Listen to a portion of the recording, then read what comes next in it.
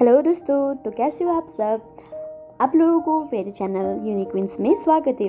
आज मैं उज़्बे with Egypt का चैप्टर 2 एक्सप्लेन करने जा रही हूँ।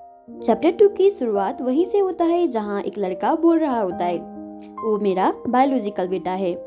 फिर वही लड़का कहता है, आपको मैं बहुत बहुत धन्यवाद देता हूँ उसको इतने सालों से पालने के लिए। अब कृपया मुझे वो फिरता दे। ये लीजिए चेक, आप ये ले सकते हैं। ये भी इनफ नहीं है, तुम्हें इसको दुगना भी कर सकता हूँ। यहाँ पर हमें एक चेक दिखाया जाता है जहाँ पर एक नाम लिखा होता है, फेंग जिन याओ। पता नहीं मैंने ये नाम सही से उच्चारण किया या नहीं, उसे फेंग बुलाऊंगी। और ये इस कहानी का सेकंड मेन लीड भी है। तभी ये अपना क्रेडिट कार्ड उस टेबल पे फेंकते हुए, पर है 50,000, तुम इसे ले सकते हो किडनैपिंग के लिए। तभी रोरो भी अपना पॉकेट से कैंडी निकाल के उसी टेबल के ऊपर फेंक देता है। फिर ये अपना मुंडी हिलाते हुए लगता है, यदि ये इनफ नहीं है तो मैं और नहीं दे सकता। वो चश्मा वाले लड़का कहता है, मिस्टर ई, मैं भी आपको चेक देख के डिसीजन लेना चाहिए। ये कहता है, क्यों? मैंने मेरे पास जो भी है तुम लोगों को दे चुका हूँ, और क्या चाहिए तुम लोगों को? और ऐसा अनैतिक चीजें जैसे किडनैपिंग मत करना। अब से तुम लोगों को अच्छा रीजन खोजना चाहिए था मुझे छलने के लिए। ये तो बहुत ही अनप्रोफेशनल है। ऐसी बातें सुनकर तो फेंग गुस्से से घेरा होता है। क्या तुम्हें लगता है कि मैं तुम्हें झूठ बोल रहा हूँ? मुझे तुम्हें एविडेंस दिखाने दो। फिर वो चश्मा वाले लड़का बोलता है, मिस्टर ई, आपने सच में मिसअंडरस्टैंड कर लिया था। कहकर पैटर्निटी टेस्ट रिपोर्ट देता है और बोलता है, इसे आसान से ले, हमारा बॉस का कोई बुरा इंटेंशन नहीं था। ऐसा नहीं है जैसा आप सोचते हैं। इसका बारे में शांति से बात करें। तब ही सोचता है, लगता है वो लोग मुझे आसानी से जाने नहीं देंगे जब तक वो लोग अपने बातें क्लियर नहीं कर लेते। मैं भी दिखता हूँ कि ये मानसिक रूप में पीड़ित लोग क्या कहना चाहते हैं।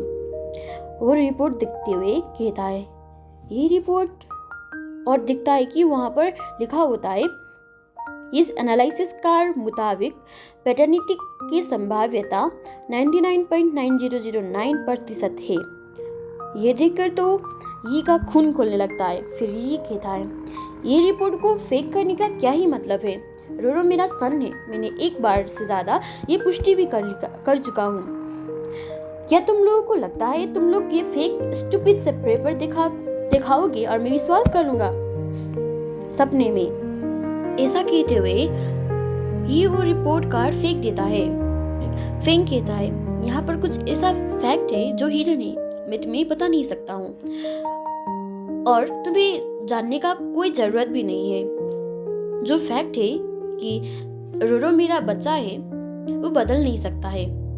ये रोरो को टाइटली पकड़ते हुए सोचता है, उस समय जब मैं आर्टिफिशियल ब्रीडिंग में समावेश हुआ था, मुझे इंग्लिश नहीं आता था। वो सब इनक्यूबेटर प्रोसेस खुद मैंने सुपरवाइज किया था। ये कोई ऐसा साधारण ऑर्गेनाइजेशन नहीं था। उसके सिवाय उन लोगों ने डीएनए आइडेंटिफिकेशन भी इंक्लूड किए थे। तो इसलिए मुझे पागल करने का कोशिश भी मत करो। मुझे प्रूव करने दो। अपने आंखें खोल के देखो, ये आंखें और आईब्रोज, और अब मेरे देखो। तब फंक सोचता है, क्या वो मेरे जैसे नहीं है क्या? अब आप लोग कंफ्यूज मत होना कि कभी ये फेंग कहती है, कभी फंक कहती है। एक्चुअली ना मुझे प्रोनाउंसिएशन करना थोड़ा मुश्किल हुआ था, तो मैं उसको फंगी कहूँगी अब से। कहानी पे आते, फिर ये कहता है, अब देखो उसका छोटा सा नाक, और फिर मेरे देखो। फंग सोचने लगता है, बिल्कुल भी मैच नहीं करता। फिर ये कहता है, फिर ये देखो उसका छोटा सा गुलाबी सा होठ, और मेरा देखो। अंतिम में ये देखो उसका छोटा सा कैनन टूथ, और मेरे देखो। क्या वो मेरा परफेक्ट डुप्लीकेट नहीं है क्या?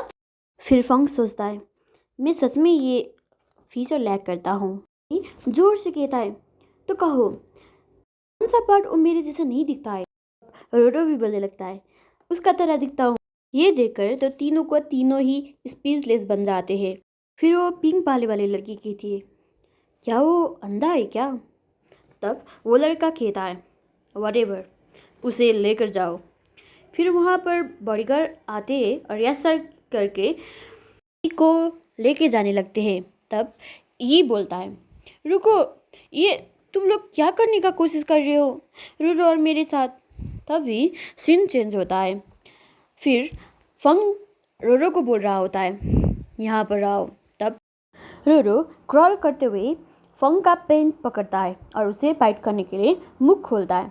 और इसी में चैप्टर 2 का एंड होता है। स्टोरी को आगे देखने के लिए लाइक, कमेंट, सब्सक्राइब कर देना।